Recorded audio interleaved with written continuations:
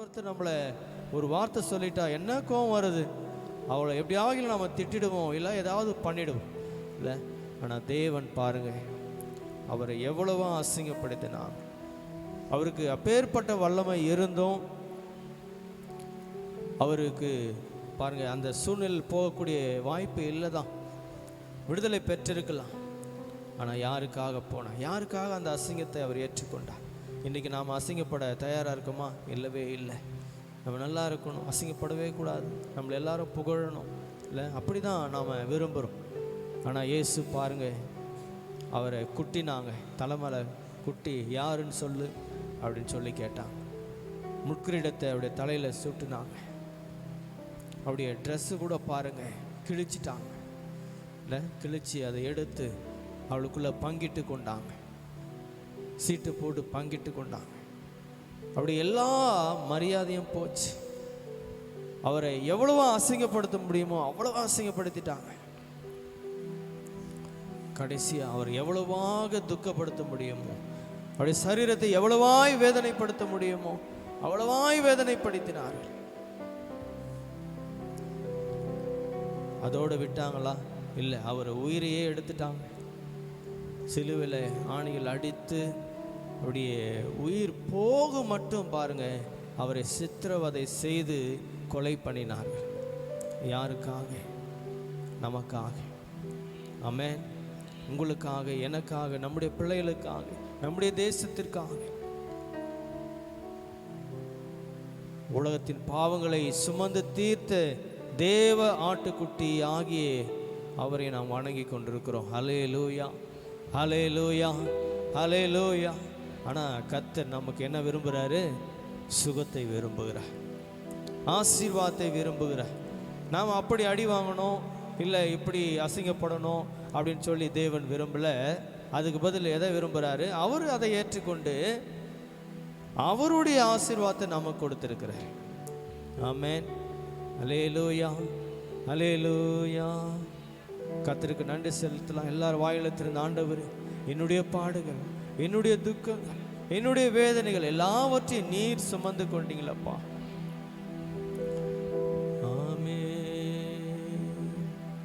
Thank you, Jesus. Hallelujah, hallelujah.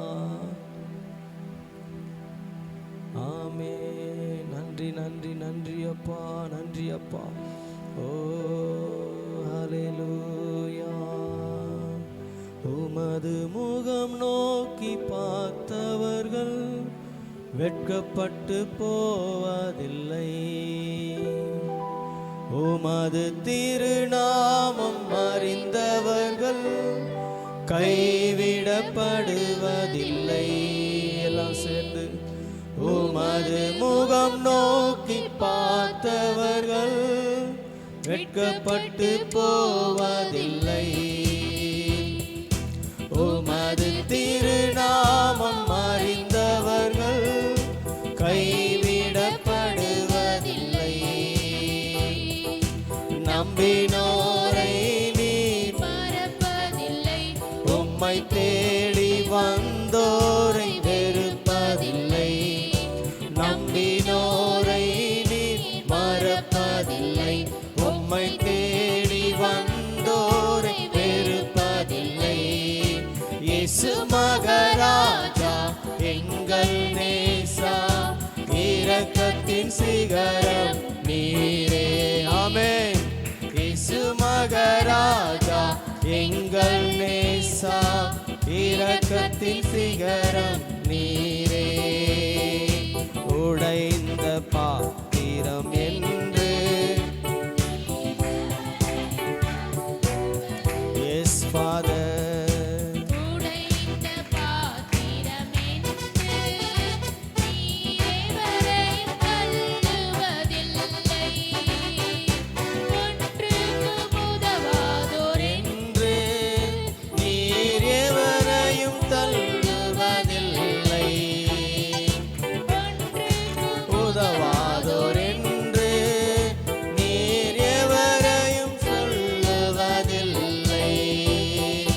இயேசு மகராஜா எங்கள் நேசா, இரக்கத்தின் சிகரம் நீரே. சொல்லுவோம் ஆமென்.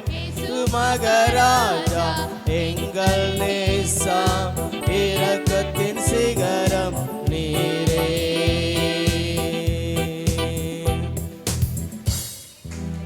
ஆமென் ஆமென். ஹல்லேலூயா ஹல்லேலூயா. நன்றி நன்றி நன்றி நன்றி நன்றி அப்பா. அவளை போல பாருங்க, பிரகாசமுள்ள ஒரு முகம் யாருக்கும் கிடையாது. சூரியனை காட்டிலும் சந்திரனை காட்டிலும்.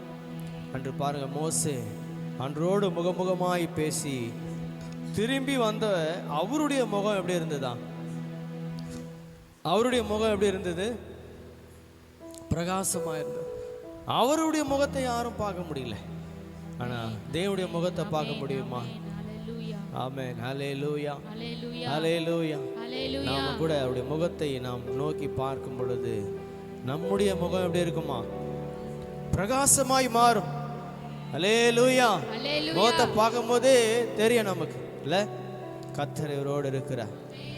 ஹல்லேலூயா ஹல்லேலூயா. வெளியெல்லாம் போகும்பொழுது பாருங்க, அநேகர் பார்த்து நம்மளை சொல்றது உண்டு, என்ன நீங்க ஒரு கிறிஸ்தவங்களா? ஆமா. ஹல்லேலூயா ஹல்லேலூயா. ஏன் சொன்னா, நம்முடைய முகங்களை பிரகாசமடைய செய்கிற தேவன் நம்முடைய தேவன். ஆமென். ஹல்லேலூயா. Thank you Jesus. எல்லா பகுதிகளிலும் நம்முடைய வீடு, நம்முடைய வேலை, எல்லா இடத்துலையும் நம்மை பிரகாசிக்க செய்கிற தேவன் நம்மோடு இருக்கிறார். ஹல்லேலூயா ஹல்லேலூயா. அவர் எப்பொழுதும் நல்லவராகவே இருக்கிறார். நம்முடைய இருதயம் நிறைஞ்சுது அப்படின்னு சொன்னால், அவருடைய நன்மைகளால் நிறைஞ்சிருக்குன்னு சொன்னால், நம்முடைய இருதயம் எப்பொழுதும் என்ன செய்து கொண்டே இருக்கும்? அவரை துதித்து கொண்டே இருக்கும், இல்லை? அவருடைய அன்பு நம்முடைய இருதயத்தை நிரப்பினது என்று சொன்னால், நம்முடைய இருதயம் சும்மாவே இருக்காது. அவரை துதிக்கணும் துதிக்கணும் துதிக்கணும் துதிக்கணும், இல்லை அவரிடத்துல பேசணுன்ற ஒரு எண்ணம் எப்பொழுதுமே இருக்கும். Thank you Jesus. நம்ம எல்லாரும் அர்ப்பணிப்போம் ஆண்டவரிடத்தில். ஆண்டவரே, எப்பொழுதும் போய் துதிக்க எனக்கு கிருபை தாருங்கப்பா. எப்பொழுதும் உம்முடைய அன்பு என்னுடைய இருதயத்தை பூர்ணமாய் நிரப்ப எனக்கு கிருபை தாருங்கப்பா. ஹல்லேலூயா ஹல்லேலூயா ஹல்லேலூயா.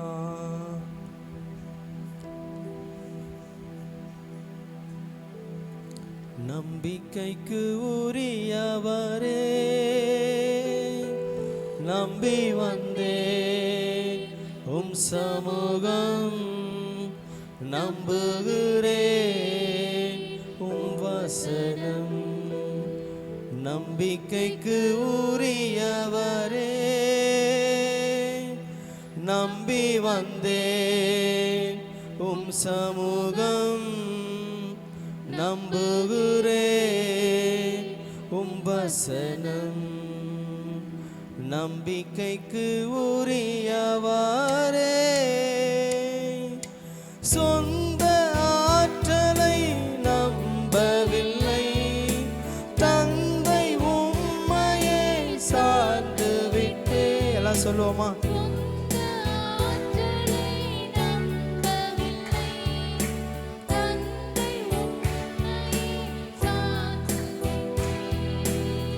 வாக்குதத்தம் செய்தவரே, வாக்குதத்தம்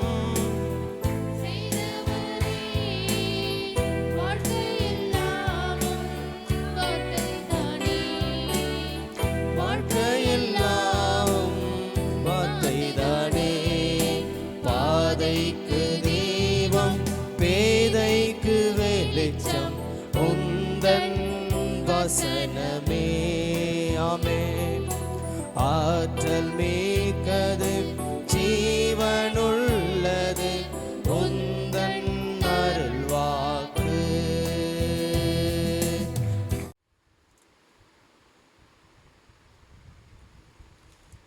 சரி, இப்போ செய்தியை நாம் தியானிப்போம். இதை நம்ம நிறைய தடவை நீங்கள் இந்த வசனத்தை கேட்டிருப்பீங்கல்ல? தேவன் நமக்கு என்ன கொடுத்துருக்கிறாரு? நித்திய ஜீவனை கொடுத்து. இன்றைக்கி என்ன தலைப்பு அப்படின்னு சொன்னால், வெற்றி உள்ள விசுவாசிகளும் வெற்றி உள்ள சபை. வெற்றி உள்ள சபை, வெற்றி உள்ள விசுவாசி. ஆமென். என்ன தலைப்பு? வெற்றி உள்ள சபை, வெற்றி உள்ள விசுவாசி. சபை வெற்றி உள்ளதாக இருக்கணும், விசுவாசியும் எப்படி இருக்கணும்? வெற்றி உள்ளதாக இருக்கும். வெற்றி பெற்ற, ஜெயம் பெற்றவர்களாய், நம்முடைய பாஷையில் வெற்றி, இதுக்கு ஜெயம் என்றும் இன்னொரு அர்த்தம் உள்ள. நாமெல்லாம் ஜெயம் பெற்றவர்கள். ஒரு ஆமென் சொல்லலாமா? அல்லேலூயா. ஜெயம் பெற்றவர்களாய் நாம் காணப்பட வேண்டும். ஆமென். ஆமாம். இங்கே வாசித்த இந்த வேத பகுதியிலிருந்து முதல் வசனத்தை நாம் பார்க்கும் பொழுது, தேவன் நமக்கு நித்திய ஜீவனை தந்திருக்கிறார். ஒரு ஆமென் சொல்லலாமா? தரப்போகிறாரா? தந்திருக்கிறாரா? தந்திருக்கிறார். ஆமென். நிறைய பேர் தரப்போகிறார். எப்போ? மரித்த பிறகு நித்திய ஜீவன் வரப்போகுது. நோ, அது என்னது, அது ராங் கிடையாது, பட் ஒரு தவறான ஒரு விசுவாசம். விசுவாசம் என்பது நான் ஏற்கனவே சொன்னபடி இப்பொழுதே நாம் பெற்றுவிட்டோம் என்பது தான் விசுவாசம். ஆனால் அதை நம்ம பார்க்க முடியாது. நம்ம என்ன செய்ய முடியாது? அதை பார்க்க முடியாது. ஆனால் அது மேலே நமக்கு என்ன உண்டு? உறுதி உண்டு. அல்லேலூயா. எதிர்காலத்தில் வந்து உண்மையாகவே நம்ம அதுக்குள்ளே போக போகிறோம் இல்லையா? அதுதான் என்னது? நம்பிக்கை. விசுவாசம் என்பது நிகழ்காலம், நம்பிக்கை என்பது எதிர்காலம். விசுவாசமானது நம்பப்படுகிறவைகளின் உறுதியும் காணப்படாதவைகளின் நிச்சயமாயிருக்கு. விசுவாசம் என்னன்னு தெரிஞ்சுக்கணும், நம்பிக்கைன்னா என்னன்னு தெரிஞ்சுக்கணும். விசுவாசம் என்பது நிகழ்காலத்திலேயே நம்ம பெற்றுக்கொண்டது, முடிஞ்சிருச்சு. எப்போ நடக்கும்? கண்டிப்பாக எதிர்காலத்தில் நம்ம எங்கே போகிறோம்? நித்திய ஜீவனுக்குள் பிரவேசிக்க போகிறோம் இல்லையா? அதுதான் நம்பிக்கை. அதுக்காக நம்ம காத்திருக்கிறோம். நம்பிக்கையோடு, பொறுமையோடு, அந்த ரட்சிப்போடு, பெற்றுக்கொண்ட ரட்சிப்போடு நாம் என்ன பண்ணுறோம்? காத்திருக்கோம். அதுதான் நான் ஏற்கனவே சொல்லியிருக்கிறேன். ரட்சிப்பு என்று சொன்னால் என்ன? அநேகர் என்ன சொல்லிட்டு இருக்கிறாங்க? ரட்சிப்புனா சாதாரண டெஃபினிஷன் என்ன? இயேசு கிறிஸ்துவை சொந்த இரட்சகராக ஏற்றுக்கொண்டு விசுவாசித்து ஞானஸ்தானம் பெற்று சபைக்கு வந்து ஒரு விசுவாசியாய் நாம் இருந்தோம் அப்படின்னு சொன்னால் நம்ம ரட்சிக்கப்பட்டு இருக்கிறோம் அப்படின்னு சொல்லி அர்த்தம். அதையே நாம் வேதத்தின் அடிப்படையில் சொல்லும் பொழுது ரட்சிப்புக்கு என்ன அர்த்தம் சொல்லியிருக்கிறேன்? ரட்சிப்பு என்பது நித்திய ஜீவனை பெறுவதும் நித்திய ராஜ்யத்துக்குள் பிரவேசிப்பதும் தான் ரட்சிப்பு. ஆமென். ஹல்லேலூயா. இதை நீங்கள் போய் மற்ற பாஸ்டர்கிட்ட கேளுங்க. ரட்சிப்புன்னு என்ன பாஸ்டர்? முதல்ல சொல்கிறத சொல்லுவாங்களா அல்லது நான் இப்போ சொல்கிறத சொல்லுவாங்களா? முதல்ல சொன்னதான் எல்லாரும் சொல்லுவாங்க. ஆமென். ஏன் அப்படின்னா, கடைசி பரியந்தம் நிலை நிற்பவனே ரட்சிக்கப்படுவோம். இப்போ நம்ம ரட்சிக்கப்பட்டுட்டிங்களா அப்படின்னா நம்ம எல்லோரும் என்ன பண்ணுவோம்? சில பேர் அப்படி தான் கை தூக்குனாங்க வேதாகம கல்லூரி நாம் நடத்தும்போது. உடனே நான் இந்த வசனத்தை வாசித்தேன். என்ன வசனம்? கடைசி பரியந்தம் நிலை நிற்பவனே ரட்சிக்கப்படுவான். ஃப்யூச்சர் டென்ஸில் எழுதியிருக்கேன். இதுக்கு என்ன அர்த்தம்? யோசித்து எல்லோரும் கை கீழே போட்டு, இல்லை நாங்கள் இன்னும் ரட்சிக்கப்படவே இல்லை. ஸோ அவங்களுக்குள்ள என்ன இருக்குது? குழப்பம், பயங்கரமான குழப்பம். இன்றைக்கு அநேகருக்கு இது உண்டு. அதுதான் நான் சொன்னேன், ரட்சிப்பு என்பது நித்திய ஜீவனை பெறுவதும். அதான் விசுவாசம். பெற்றுட்டோம். எப்போ நடக்கும்? எதிர்காலத்தில் கடைசி பரியந்தம் அந்த ரட்சிப்பில் நம்ம நிலைத்திருக்கும் பொழுது நித்திய ஜீவனுக்குள் பிரவேசிக்கும். அவங்களுக்கு பெற்றுக்கொண்டோம், பிரவேசிப்போம். அதில் நிலைத்திருந்தோம் அப்படின்னு சொன்னோம். பெற்றுக்கொண்ட ரட்சிப்பில் நாம் நிலைத்திருக்க வேண்டும். ஸோ ரட்சிப்பு என்பது நித்திய ஜீவனை பெறுவதும் நித்திய ராஜ்யத்திற்குள் பிரவேசிப்பதும் தான் ரட்சிப்பு என்று இதுக்கு சரியான 100% இல்லை 200% கொண்ட அர்த்தம். இதை விட வேறு அர்த்தமே கிடையாது. இதில் எந்த குழப்பமும் கிடையாது. அல்லேலூயா. அதுதான் இந்த வசனம் சொல்லுது, தேவன் நமக்கு நித்திய ஜீவனை தந்திருக்கிறார். சரி, தந்திருக்கிறார். எங்கே இருக்கு அந்த ஜீவன்? எங்கே இருக்குன்னா அவருடைய குமாரனுக்குள்ளே இருக்குது. ஆமென். விளங்குச்சா உங்களுக்கு? நம்மக்கிட்ட கொடுத்துட்டா நம்ம ஓடிடுவோம் தூக்கிட்டு. அதனால் இப்போ அதை யாருக்குள்ளே வச்சிருக்கிறாரு? அந்த நித்திய ஜீவனை யாருக்குள்ளே இருக்குது? அந்த ஜீவன், எந்த ஜீவன்? நித்திய ஜீவன் யார் கையில் இருக்குது? அவருடைய குமாரனில் இருக்கிறது என்பதே அந்த சாட்சி. ஸோ நம்ம நித்திய ஜீவனெல்லாம் யாருக்குள்ளே இருக்குது? இப்போது யாருக்குள்ளே வச்சிருக்கிறார் பத்திரமா? நம்மக்கிட்ட கொடுத்தா ஒரு வேளை நம்ம இழந்துருவோம் அல்லது தொலைச்சிருவோம். இல்லை, நம்ம ஒரு நம்பிக்கையுரியவர்கள் கிடையாது. உண்மை தானே? அதனால தான் தேவன் என்ன பண்ணியிருக்கிறார்? அந்த நித்திய ஜீவனை எங்கே பத்திரமா வச்சிருக்கிறாரு? குமாரனாகிய கிறிஸ்துவுக்குள்ளே வச்சிருக்கிறார். ஆமென். நம்முடைய எல்லா நித்திய ஜீவனும், நம்முடைய ஜீவனை எங்கே இருக்குது இப்போ பத்திரமா? உங்கள் நகை பணம்லாம் எங்கே வச்சுருக்கீங்க பத்திரமா? சொல்லுங்கள் பார்ப்போம். பீரோவில். சரி, நம்மளை விட நம்ம அவ்வளோ வச்சிடல. சரி, பணக்காரங்களாம் எங்கே வச்சுருக்குறாங்க? லாக்கரில். எந்த லாக்கரு? பேங்க்கில் இருக்கிற லாக்கர். ஏன்? பத்திரமா இருக்கணும். அதை யாரும் என்ன செய்யக்கூடாது? திருட கூடாது. சரி, கண்டபடி வீட்டில் வச்சுட்டு வந்துட்டீங்க, என்ன ஆகும்? விலை உயர்ந்த ஒரு பொருள் என்ன ஆகும்? யார் பார்த்தாலும் அதை என்ன பண்ணுவாங்க? கண்டிப்பாக எடுக்கணுன்ற எண்ணம் வருமா வராதா? வரும். அதை கண்டிப்பாக திருடிட்டு போயிடுவாங்க. அதனால தான் எல்லோரும் எங்கே வச்சுருக்காங்க? லாக்கரில் வச்சு அதுக்கு ஒரு சாவியை போட்டு, அது பேங்க்குள்ளே இருக்கிற ஒரு கடைசியில் இருக்கிற ஒரு ரூமில் வச்சு இருட்டா இல்லை, அதுக்கப்புறம் ஒரு ஜெயில் கம்பி மாதிரி போட்டு பார்த்துருக்கீங்களா லாக்கரை? அதுக்கு நல்லா போட்டு எலக்ட்ரானிக் இப்போ இருக்கிற எல்லா சேஃப்டியும் போட்டு இல்லை, அது மேனேஜ் ரூமுக்குள்ளே தான் இருக்கும் மேக்ஸிமம். வெளியே பார்த்தா தெரியாது. சரி, உரிமை உள்ளவர்கள், அதுக்கு உண்டான பாஸ் அனுமதி பெற்றவர்கள் என்ன பண்ணுவாங்க? அந்த கீயை போய் மேனேஜர்கிட்ட வாங்கி அவங்க அந்த ரூமை திறந்து உள்ளே போய் அவங்க பொருளை அவங்களே வச்சுக்கலாம், அவங்க பொருளை அவங்களே எடுத்துக்கலாம். அது அவங்களுக்கு எந்த பிரச்சனையும் இல்லை. விளங்குச்சா அவங்களுக்கு? ஸோ அவங்களுக்கு எல்லா உரிமையும் இருக்குது. ஏன்? அந்த கீயை அவங்க என்ன பண்ணியிருக்காங்க? லைசன்ஸ் வச்சுருக்காங்க, பாஸ் வச்சுருக்காங்க, உரிமை இருக்குது. அவங்களால போய் வைக்கவும் முடியும், எடுக்கவும் முடியும். வேறு நபர் யாராவது போய் எடுக்க முடியுமானா எடுக்க முடியாது. பேங்க் லாக்கரில் திருடர்கள் அவங்க திருடுறதுக்கு வாய்ப்பு இருக்குது. நம்ம ஆட்கள் எல்லா லாக்கரையும் பார்ப்பாங்க இல்லை. ஆனால் ஒரு குறிப்பிட்ட ஒரு லாக்கரை திறந்து என்ன பண்ண முடியாது? போயிட்டு ஏமாற்ற முடியாது. ஸோ பத்திரமா வைக்கப்படும். ஏன்? அது அவ்வளவு விலை மதிக்க முடியாத பொருட்கள் வைக்கக்கூடிய ஒரு இடமாயிருக்கு. இப்போ வாங்க, நம்முடைய நித்திய ஜீவனை நமக்குள்ளே கொடுத்துருந்தாருன்னா,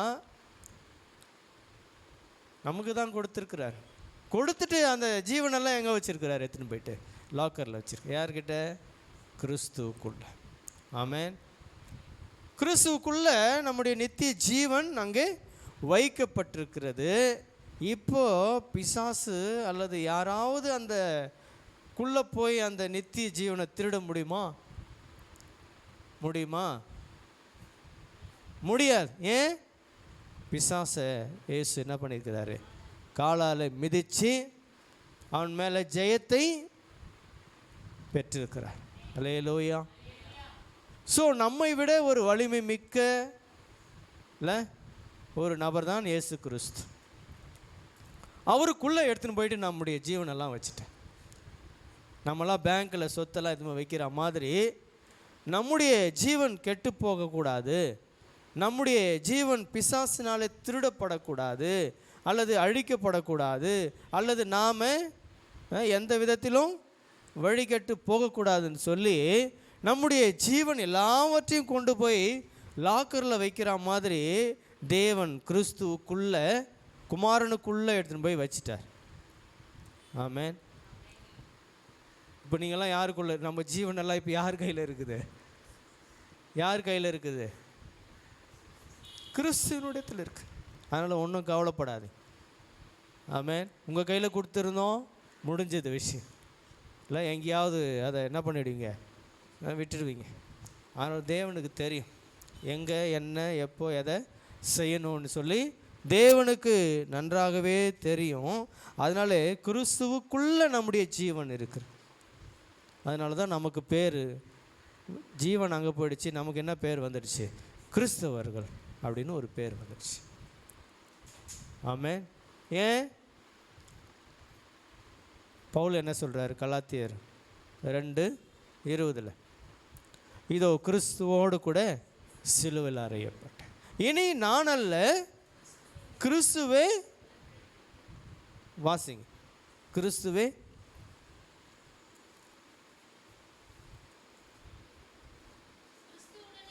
கிறிஸ்துவுடனே கூட சிலுவையில் அறையப்பட்டேன், ஆயினும் பிழைத்திருக்கிறேன். நல்ல கவனி, இனி நான் அல்ல, கிறிஸ்து எனக்குள்ளே இப்போ பிழைச்சிருக்கிறார். ஆமென். ஏன்? நான் எங்கே இருக்கிறேன்? கிறிஸ்துக்குள்ளே இருக்கிறேன். அல்லேலூயா. இப்போ கிறிஸ்து தான் பிழைச்சிருக்கிறார், நான் இல்லை. வசனத்தை நல்லா புரிஞ்சிங்க. இப்படி புரிஞ்சுக்கிட்டிங்கன்னா, சத்தியம் உங்களுக்குள்ளே வந்துடுச்சுன்னா நமக்கு முழு விடுதலை கிடைச்சிடும். ஆமென். அல்லேலூயா, அல்லேலூயா. நித்திய ஜீவனை கொடுத்துட்டாரு. கொடுத்துட்டு அப்படியே போங்க எல்லாரும் அப்படின்னு விடலை. அந்த ஜீவனை கொண்டு போய் எங்கே வச்சுட்டாரு? நம்முடைய ஜீவனெல்லாம் எங்கே இருக்குது? இப்போது கிறிஸ்துவுக்குள்ளே இருக்குது. ஆமென். அல்லேலூயா. இப்போது பிசாசு திருட முடியாது, யாரும் வந்து அழிக்க முடியாது, இல்லை அது கெட்டு போகாது. விளங்குச்சா உங்களுக்கு? நம்மலாம் கான்ஃபிடெண்ட்டாக இருக்க முடியும். இப்போ கிறிஸ்து வரும் பொழுது நம்ம எங்கே கொண்டு போவார்? எங்கே கொண்டு போவார்? நித்திய ராஜ்யத்தில். அல்லேலூயா. தேவனுடைய திட்டம் புரியுதா உங்களுக்கு? இதுதான் தேவனுடைய திட்டம். நம்முடைய ஜீவனை அவர் அவருக்குள் வைத்திருக்கிறார். ஆமென். அதனால தான் சொல்கிறேன், நமக்கு தேவை என்ன என்பதை அவர் அறிந்திருக்கிறார். நாம் எங்கே போகிறோம், என்ன பண்ணுறன்றதை தேவன் அறிந்திருக்கிறார். எல்லாவற்றையும் தேவன் அறிந்திருக்கிறார். ஆமென். அல்லேலூயா. அதனால தான் இங்கே பாருங்கள், அடுத்த வசனம் என்ன சொல்லுது? குமாரனை உடையவன் ஜீவனை உடையவன். இப்போ குமாரன் யாருக்குள்ளே இருக்கிறாரு? நமக்குள்ளே இருக்கிறார். நாம் அவருக்குள்ளே இருக்கிறோம், அவர் நமக்குள்ளே இருக்கிறார். ஒருவன் கிறிஸ்துவுக்குள் இருந்தால் புது சிருஷ்டியாக இருக்கிறார். ஆமென். அல்லேலூயா. நாம் கிறிஸ்துவுக்குள்ளே இருக்கிறோம், கிறிஸ்து நமக்குள்ளே இருக்கிறார். இதுதான் அதனுடைய அர்த்தம். நாம் எல்லாரும் போய் கிறிஸ்துவுக்குள்ளே உட்காந்துக்க முடியுமா? அவர் மேலே ஏறி முடியாது இல்லை.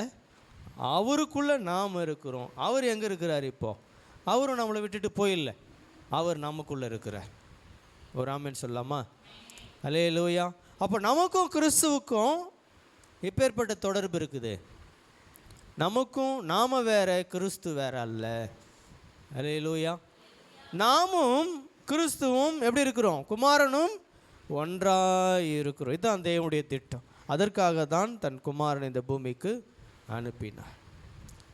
ஒரு நாள் நம்ம பிரிஞ்சு இருந்தோம். தேவனுடைய உடன்படிக்கையை, வார்த்தையை மீறி பாவம் செய்ததுனால நாம் தேவனை விட்டு பிரிஞ்சிருந்தோம். இப்போது தேவன் தன் குமாரனை அனுப்பி என்ன செய்தார்? அதற்குண்டான நிவாரணத்தை செலுத்தி, ஆதியில் உண்டான 3 அடிப்படை பிரச்சனை. என்ன பிரச்சனை? பிசாசினுடைய பிரச்சனை, அதனால் வந்த பாவம், அதனால் வந்த பிரிவினை. இந்த 3ஐயும் தன் குமாரனாகிய கிறிஸ்து இந்த பூமிக்கு அனுப்பி என்ன செய்தார்? ராஜா என்ற அபிஷேகத்தில் பிசாசை தோற்கடித்தார். ஆசாரிய அபிஷேகத்தில் பாவம் முழுவதுமாக நீக்கினார். தீர்க்கதரிசி என்ற அபிஷேகத்தில் தேவனிடத்தில் சேரக்கூடிய வழியை காட்டினார். ஸோ இந்த 3 அடிப்படை பிரச்சனைகளை கல்வாரி சிலுவையில் தேவன் எல்லாவற்றையும் சரி செய்து எல்லாம் முடிந்தது என்று ஒரு அறிவிப்பை தேவன் கொடுத்து தன் ஜீவனை விட்டார். அல்லேலூயா. இப்போ இந்த 3 பிரச்சனை நீங்கி நம்மை கிறிஸ்துவை விசுவாசிக்கும் பொழுது என்ன விசுவாசிக்கிறோம்? இப்போ இயேசுவானவரே கிறிஸ்து. அதான் முதல் வசனம். இயேசுவானவரே கிறிஸ்து என்று விசுவாசிக்கிற எவனும் தேவனால் பிறந்திருக்கிறான். ஸோ என்னென்னு விசுவாசிக்கணும்? இன்றைக்கி நிறைய பேர் பிரசங்கம் பண்ணுறாங்க. என்ன பிரசங்கம்? விசுவாசி விசுவாசி விசுவாசி. என்ன விசுவாசிக்கணும்? அதை தான் நம்ம சொல்லித்தரோம். ஆமென். உன் நோய் போகுதுன்னு விசுவாசி விசுவாசி, அதெல்லாம் அப்பாற்பட்டது தான்.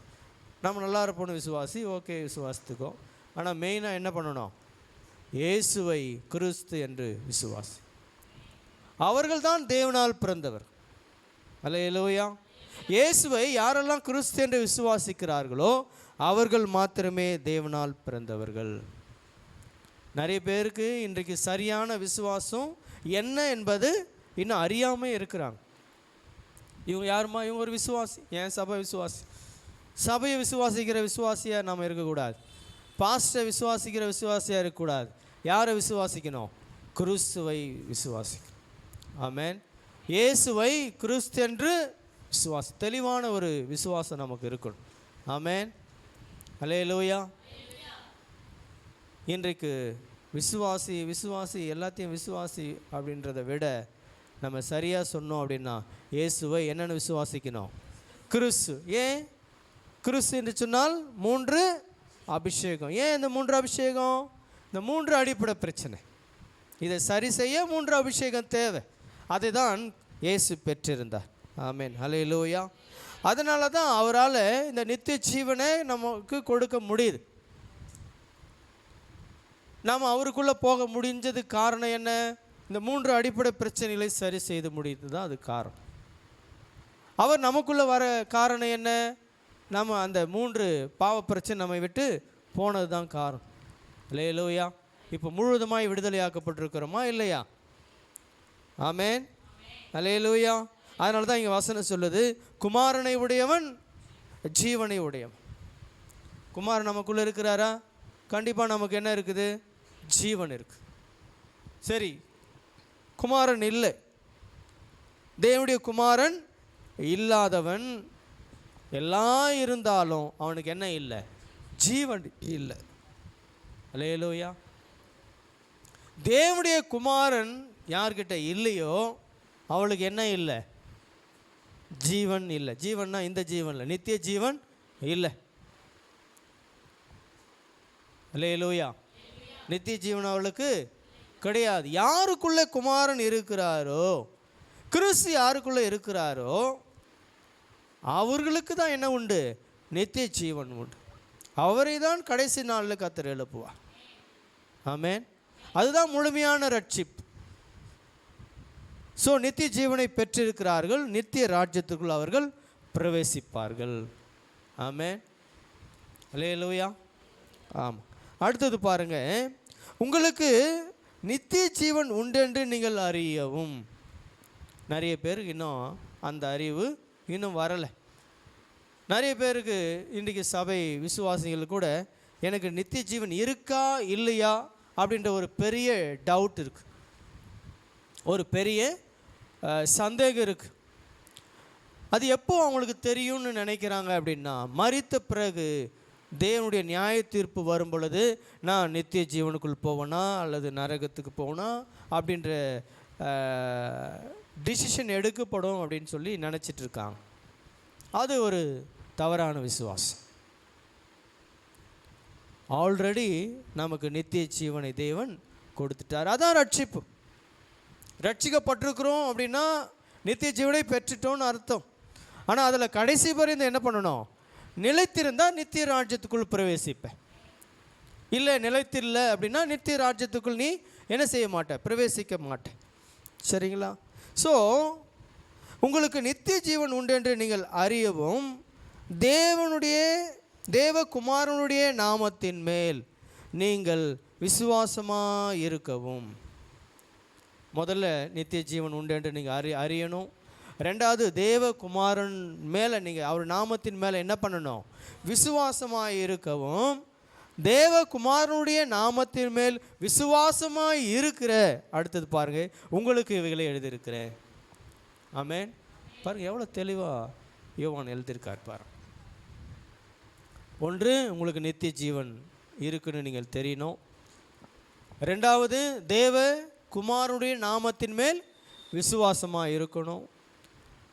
அடுத்து சொல்கிறாரு, தேவகுமாரனுடைய நாமத்தின் மேல் விசுவாசமாக இருக்கிறவங்களுக்கு தான் இந்த வசனம். அல்லேலூயா. நிறைய பேருக்கு இந்த விசுவாசமும் கிடையாது. தேவகுமாரனுடைய நாமத்தை நிறைய பேர் என்ன செய்யறதில்ல, விசுவாசிக்கிறது இல்லை. இப்போது நம்ம மத்தியில் நிறைய பிரச்சனை இருக்குது. நான் அதை வெளியே பார்க்குறேன். நீங்கள் எந்த டாக்டரின் பயன்படுத்துகிறீங்க, இல்லை எந்த விசுவாசத்தில் இருக்கீங்க? இயேசுன்னு சொன்னால் சில பேருக்கு நீங்கள் இயேசுவினுடைய குரூப்பா? என்ன அவருன்னா இயேசுன்னா இயேசுவை தானே நம்ம வணங்குறோம். ஏன் அவருடைய நாமத்தை நீ அறிக்கை பண்ணக்கூடாது? ஏன் அவருடைய நாமத்தை நீ நேசிக்கக்கூடாது? வசனம் அதுக்காக தானே எழுதப்பட்டிருக்கிறது. இப்போது ஏன்னா அப்படி ஒரு கன்ஃபியூஷன் நம்ம மத்தியில் இருக்குது. இயேசுன்ற ஒரு குரூப்பு தனியாக இருக்கான், அவங்க என்ன பண்ணுறதில்ல, கிறிஸ்துவை அறிக்கை பண்ணுறதில்ல. ரெண்டாவது பிதா குமாரன் பரிசுத்த ஆவி அவங்க என்ன பண்ணுறதில்ல அப்படின்னு சொல்கிறாங்க. பாருங்கள், சரி ஒரு பக்கம் இருக்கட்டும். ஆனால் நாம் ஏன் இயேசுடைய நாமத்தை அறிக்கை செய்யக்கூடாதுன்னு நான் கேட்குறேன். வானத்திலும் பூமியிலும் மேலான நாமம் பிதாவாகிய தேவனே என்ன பண்ணார், தன் குமாரனுடைய நாமத்தை எல்லா நாமங்களை காட்டிலும் மேலாக உயர்த்தினார். அல்லேலூயா. அதை சொன்னால் சில பாஸ்டங்களே ஏற்றுக்க மாட்டுறாங்க. ஏன்? அது மேலே ஒரு வெறுப்பு. ஏன்னா இயேசு மேலே ஒரு வெறுப்பா? இயேசுன்ற நாமத்தின் மேலே ஒரு வெறுப்பா? சரி, தவறாக உபதேசம் பண்ணுறவங்க மேலே ஒரு வெறுப்பு வரட்டும், உண்மை, ஓகே. ஏன் இயேசுன்ற நாமத்தை தானே கர்த்தர் நம்ம கொடுத்துருக்கிறாரு, அது மேலே ஏன் நிறைய பேர் விருப்பம் இல்லை? ஏன் அதை விசுவாசிக்கிறது இல்லை? அது ஏதோ ஒரு விரோதியை பார்க்குற மாதிரி ஏன் பார்க்குறீங்க இல்லை அப்படின்னு மனசுக்குள்ளே நினச்சி பண்ணாடு. என்னால் சொல்ல முடியாது, சில நேரத்தில் அப்படி நினைத்து கொள்வேன். என்னடா இது, இயேசு நாமம் தானே பெருசு இல்லை? எல்லா நாமங்களும் அது சரியாக புரிந்து கொள்ளாத போதகர்கள், சரியான சத்திய அறிவு இல்லாதவர்கள் என்ன செய்யறதில்ல, அதை ஏற்றுக்கொள்வது கிடையாது. சரியாய் அறிந்தவர்கள், ஆவிக்குரிய நபர்கள் இதை சரியாய் ஏற்றுக்கொண்டு விசுவாசிப்பார்கள். அல்லேலூயா. விளைச்சா அவங்களுக்கு இயேசு என்ற நாமம் தான் எல்லா நாமங்களை காட்டிலும் மேலான். இயேசு என்று சொன்னால் இரட்சகர் என்ற அர்த்தம். கிறிஸ்து என்று சொன்னால் அபிஷேகம் பண்ணப்பட்ட. ஸோ அதனால தான் நம்ம சேர்த்து சொல்லுகிறோம் இயேசு கிறிஸ்து என்று. இதிலே தெளிவில்லை நிறைய பேருக்கு. இந்த டாக்டரின் படிச்சிருக்கேன், பிஹெச்டி படிச்சிருக்கேன், இல்லை இவ்வளோ புக் எழுதியிருக்கேன், இதை பண்ணியிருக்கேன், அதை பண்ணியிருக்கேன். நான் கூப்பிட்டா 1,00,000 பேர் வருவாங்க, வரட்டும். உனக்கே தெரியல சத்தியம்னா அந்த 1,00,000 நீயே கூடனா உன்னை தேடி வர எல்லாருமே குருடர்கள் தான். நீயும் பாதாளத்தில் தான் போய் விழ போகிற, அந்த 1,00,000 பேரும் பாதாளத்தில் தான் போய் விழ போகிறான். குருடனுக்கு குருடன் என்ன பண்ண முடியாது, வழிகாட்டவே முடியாது. இன்றைக்கி நிறைய சபைகள் அப்படி தான் இருக்கு, நிறைய போதகர்கள் அப்படி தான் இருக்கிறாங்க, நிறைய விசுவாசிகள் இன்றைக்கு. அதனால தான் ஆண்டவருடைய வருகை தாமதமாகுது. ஆண்டவர் ஒருவனையும் கெட்டு போகிறது தேவனுடைய சித்தம் அல்ல. அதனால தான் தேவனுடைய வருகை தாமதிக்குது என்று வேதம் சொல்லுகிறது. கிறிஸ்துவர்களுக்கு முதலாவது என்ன தெரிய வேண்டும், சத்தியம் தெரிய வேண்டும். அல்லேலூயா. எனக்கு கொடுக்கப்பட்ட தரிசனமே அதுதான், கிறிஸ்துவர்களுக்கு சுவிசேஷத்தை அறிவிக்க. அல்லேலூயா. ஆமாம். ஸோ அடுத்த வசனம் சொல்லுது பாருங்கள், நாம் எதையாகிலும் அவருடைய சித்தத்தின்படி கேட்டால் அவர் நமக்கு செவி கொடுக்கிறார் என்பதே அவரை பற்றி நாம் கொண்டிருக்கிற தைரியம். அவருடைய நாமத்தின் மேலே விசுவாசமாக இருந்து நீங்கள் ஜெபம் பண்ணணும். ஆமென். அப்போது நமக்கு கண்டிப்பாக உண்டாகும். அதுதான் நமக்கு இருக்கிற தைரியம். நாம் எதை கேட்டாலும் அவர் நமக்கு செவி கொடுக்கிறார் என்று நாம் அறிந்திருந்தோமானால் அவரிடத்தில் நாம் கேட்டவர்களை பெற்றுக்கொண்டோம் என்றும் அறிந்திருக்கோம். இதுதான் விசுவாசம். கேட்டுட்டீங்க, இப்போது கிடைக்குமா கிடைக்காதா இல்லை, அது விசுவாசம் கிடையாது. இங்கே என்ன சொல்லுது வசனம், நாம் எதை கேட்டாலும் அவர் நமக்கு செவி கொடுக்கிறார் என்று. விளங்குச்சா உங்களுக்கு? எனக்கு அநேக நேரங்களில் பயங்கரமான இக்கட்டான சூழ்நிலையெல்லாம் வந்திருக்கு. ஆனால் அது கொஞ்ச நேரத்தில் பஞ்சா பறந்து போயிடும். ஆமென். ஏன்? நம்ம கேட்குறது கூட கிடையாது, சில நேரத்தில் கேட்குறது கூட கிடையாது. கேட்காமலேயே கர்த்தர் என்ன செய்கிறார், காரியங்களை வாய்க்க செய்கிறார். அல்லேலூயா. எப்படி எப்படி முடியுது? நாம் அவருக்குள்ளே இருக்கிறோம், அவர் நமக்குள்ளே இருக்கிறார். அல்லேலூயா. அப்படி இருக்கும் பொழுது நாம் அவருடைய நாமத்தினாலே கேட்கும் பொழுது, நான் சொல்கிறேன் பாருங்கள், ஒரு படி மேலே போயிட்டு நம்ம கேட்காத காரியங்களையும் கர்த்தர் செய்கிறார். அல்லேலூயா. நம்ம ஜெபித்து கொள்வதற்கு முன்பே நமக்கு என்ன தேவை என்பதை பரமபிதா அறிந்திருக்கிறார். அல்லேலூயா. அதனால் இவங்க வார்த்தைகள் சுருக்கமாக இருக்க கடவுதுன்னு ஆண்டவர் சொல்கிறார். புரியுதா உங்களுக்கு? கேட்டு பெற்றுக்கொள்வது ஒரு விதம், கேட்காமலே பெற்றுக்கொள்வது இன்னொரு விதம். ஆமென். நம்ம ரெண்டு இதுலேயும் ஆசீர்வதிக்கப்பட்டவர்களாக இருக்கும். ஸோ இன்றைக்கு நம்முடைய சபை எப்பேற்பட்ட சபையாக இருக்கணும்? வெற்றியுள்ள சபையாக இருக்கணும். நாம் யாராக இருக்கணும்? வெற்றியுள்ள கிறிஸ்தவர்களாக இருக்கணும், வெற்றியுள்ள விசுவாசியாக இருக்கணும். விளங்குச்சா உங்களுக்கு? ஏன்? வெற்றி சிறந்தவர் நம்மோடு இருக்கிறார். வெற்றி பெற்ற நபர் யார் கூட இருக்கிறது? நம்ம கூட இருக்கிறார். தோற்று போனவன் நம்ம கூட இல்லை, வெற்றி பெற்றிருக்கிறார். சிலுவையில் தேவன் பாதாளத்தையும் மரணத்தையும் ஜெயித்து வெற்றி சிறந்திருக்கிறார். அல்லேலூயா. மூன்றாம் நாள் என்ன செய்தார்? அவர் உயிர்த்தெழுந்தார். அல்லேலூயா. அவர் மரணம் அவரை என்ன பண்ணலை? கட்டி வைக்க முடியல. மரணத்தை அவர் ஜெயித்தார். ஆமென். அல்லேலூயா. பாதாளத்துக்கு ஒரு மனுஷன் போயிட்டா மறுபடியும் வர முடியாது, ஆனால் அந்த பாதாளத்தை ஜெயித்தார். அல்லேலூயா. பாதாளம்னா என்ன? நரகத்தை ஜெயித்து அவர் மேலே வந்தார். அதனால் அவர் நரகத்துக்கு போனாரா? இல்லை. காவலில் உள்ள ஆவிகளுக்கு போய் பிரசங்கம் பண்ணினார். ஆல்மோஸ்ட் அது ஒரு பாதாளம் மாதிரி தான். விளங்குச்சா உங்களுக்கு? பாதாளத்துக்கு போகக்கூடாது என்று சொல்லி கர்த்தர் அவை ஜெயித்து நமக்கு வெற்றி சிறந்தார். ஆமென். எத்தனை பேர் விசுவாசிக்கிறீங்க? நாம் யார் அப்போ? வெற்றியுள்ள விசுவாசி. சொல்லுங்க பாப்போம் எல்லாரும். நாம் யார்? நாம் வெற்றி பெற்ற ஒரு விசுவாசின்னு அர்த்தம், ஜெயித்த ஒரு விசுவாசி. நம்ம சபை வெற்றி பெற்ற சபை. அல்லேலூயா.